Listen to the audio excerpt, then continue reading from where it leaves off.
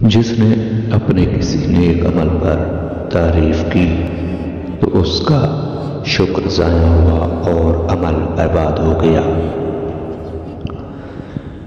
حسن سلوک کی سب سے زیادہ حقدار تمہاری ماں ہے۔ جس نے کسی عورت سے اس کی عزت کی وجہ سے نکاح کیا تو اللہ تعالیٰ اس کی ذلت کو بڑھا دے گا۔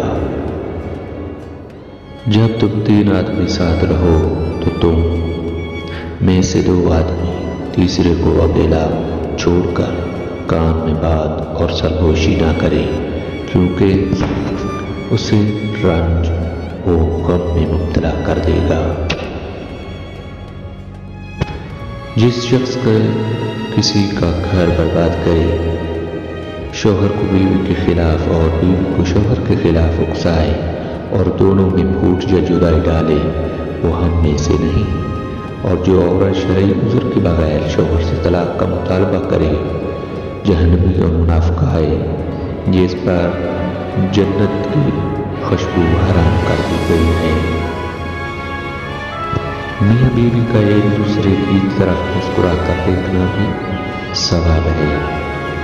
دونوں جب ایک دوسرے کو دیکھ کر مسکراتے ہیں تو فرشتے ان کے نام اعمال میں ایک نیکی لکھ دیتے ہیں۔ پھر جب وہ ایک دوسرے کے قریب آتے ہیں اور محبت اور الفت کی باتیں کرتے ہیں تو اللہ تعالیٰ ان پر اپنی رحمتیں نازل فرماتا ہے۔ پاک دامن ہو جاؤ، تمہاری عورتیں بھی پاک دامن رہیں گی۔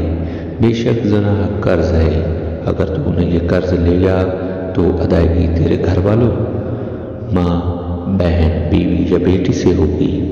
اے ابن آدم، اگر عقل مند ہو تو سمجھ لے، بس جو زنا کرتا ہے وہ اپنے گھر کی طرف راستہ دیتا ہے۔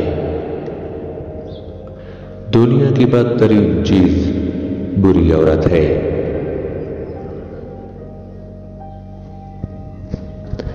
جس طرح بیویاں اپنے شوہروں کے لیے عرائش کرتی ہیں، شوہروں کو بھی اپنی بیویوں کے سامنے اسی طرح بن سنور کر رہنا چاہیے۔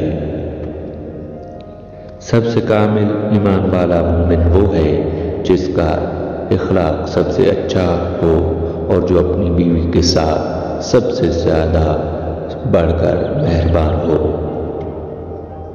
جس نے اپنی بیٹی کی شادی کسی شراب خور سے کی، اس نے گویا اپنی بیٹی کے لیے زنا کا راستہ ہموار کر دیا۔